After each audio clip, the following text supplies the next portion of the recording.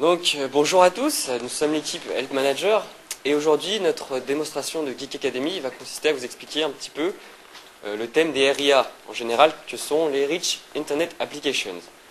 Au niveau du sommaire, donc, on vous fera une petite mise en contexte pour vous parler de ce qu'il y avait un petit peu avant les RIA, pourquoi on en est venu aux RIA et ce qu'elles sont un petit peu les technos.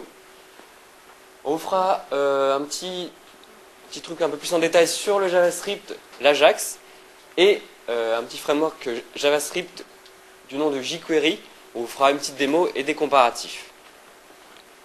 Mes collègues s'occuperont de vous détailler plus ça. Alors,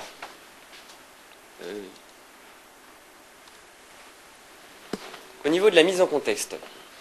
Alors, avant, donc quand je dis avant, c'était il y a une quinzaine d'années.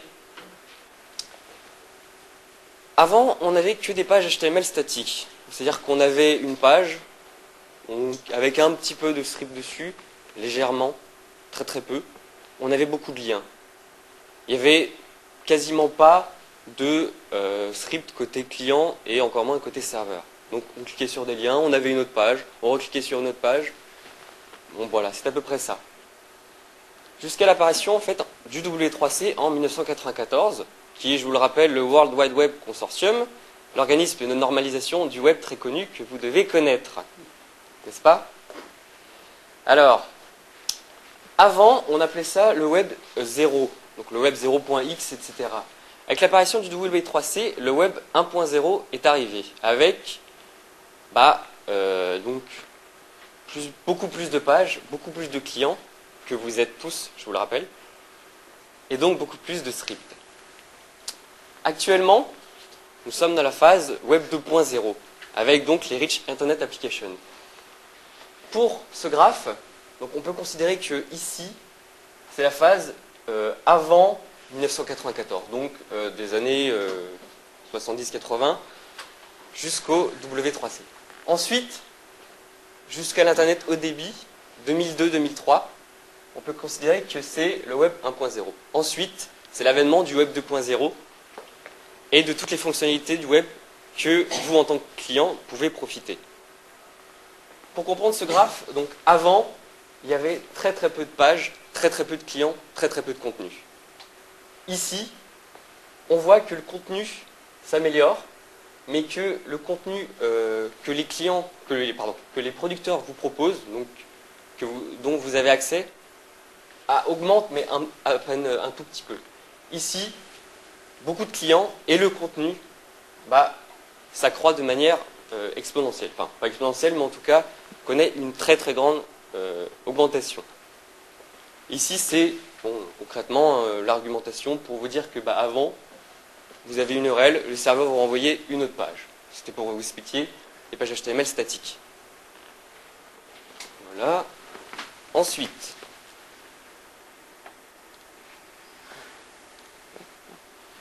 donc, avec l'avènement du W3C et de plusieurs technologies, on a pu constater l'apparition de nouveaux termes. En l'occurrence, le terme de client léger. Je ne sais pas si ça vous dit quelque chose. Donc en l'occurrence, essayez de tester avec une de vos anciennes machines. Vous aviez un P3 ou un P4 qui date d'il y a 10-15 ans. Enfin, 15 ans, ça fait un peu loin pour un P3 ou un P4, mais bon, on va dire 10 ans. Voilà. Une machine qui a 10 ans. Essayez d'aller sur le web sur certains sites où vous avez presque pas de logique d'application, et vous verrez que ça marchera très très bien. Pourquoi? Parce que grâce au client léger, et grâce à l'Ajax, dont Laurent vous parlera plus tard, tout le traitement est assumé par le serveur. Alors quand je dis tout le traitement est assumé par le serveur, c'est en partie, presque tout est assumé par le serveur.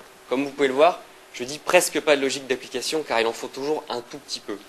Mais, avec une machine ancienne, vous pourrez aller sur certains sites web. Ce qu'on appelle le client léger. Maintenant, je vais vous parler du client riche. Alors, pourquoi on en est venu au web 2.0? Pourquoi vous êtes tous sur Facebook, presque? Et pourquoi vous pouvez profiter du type de site comme Facebook à poster vos vidéos, vos photos de manière super simple, à naviguer dessus sans ou presque de rafraîchissement de page? Tout simplement Parce que en 2002, en l'occurrence, Macromedia a mis en place le Flash. Et ça, bon, mis à part qu'avant, ça avait déjà eu quelques révolutions. En gros, cet acteur du web s'est dit, voilà, on va faire profiter aux gens de plus de contenu, de plus de fonctionnalités. Comme l'Internet haut débit s'était démocratisé à cette époque-là, vous avez tous dû avoir la DSL allez, on va dire vers 2000-2001 peut-être, je sais pas, enfin, moi en tout cas c'était le cas. Et ils se sont dit, voilà, on va faire profiter aux gens de nouveaux types d'interfaces, d'ergonomie. Donc, vous savez tous la société dans laquelle on vit. Un s'y est mis, les autres ont suivi. Après, vous avez plusieurs acteurs qui sont apparus, comme il s'appelait Java, c'est le Silverlight. JavaScript existait déjà avant, mais c'est vraiment démocratisé à cette époque-là. Alors, je ne vais pas vous citer tous les frameworks JavaScript qu'il y a. Bon, maintenant, jQuery, Thomas et Emilien vous en parleront davantage. C'est un des nombreux frameworks. En l'occurrence, il en existe plus de 500. Pour vous dire que ça s'est vraiment répandu. Alors, pourquoi vraiment les RIA en l'occurrence? C'est que voilà, nouveau type d'interface d'ergonomie. Plus de monde veut dire aussi plus de marché. On veut offrir plus de choses aux gens. Et donc, le moyen d'avoir de nouveaux contenus, les vidéos, les photos, etc. Qui vient aussi avec la disparition du modèle, donc page en page. Maintenant que vous êtes sur une page, le rafraîchissement n'existe presque plus. Vous cliquez sur un lien, vous cliquez sur un formulaire, vous avez la page qui se rafraîchit, enfin, pardon, la page qui apparaît, le nouveau contenu apparaît.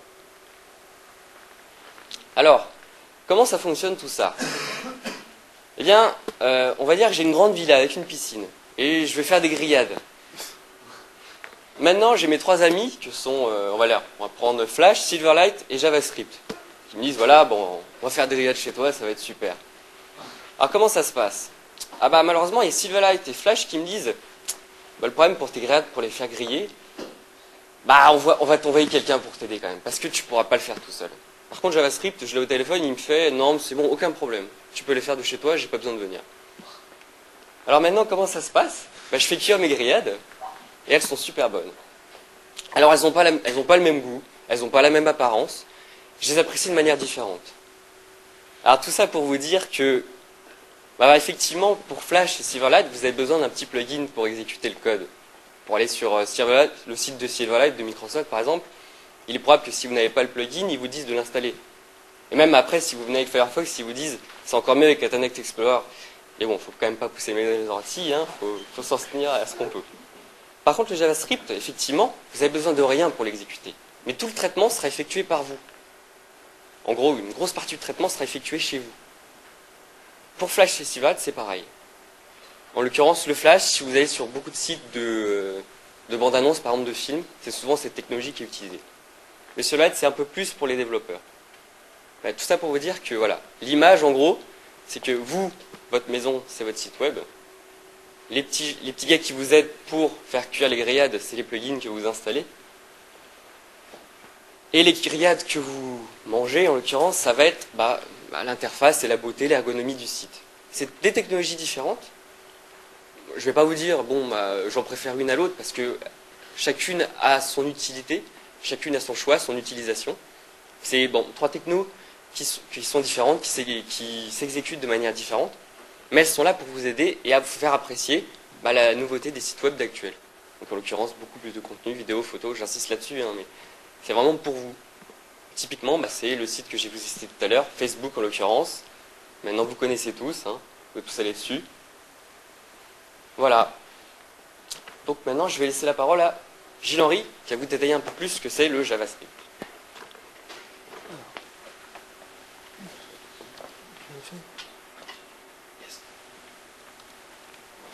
Donc, bonjour.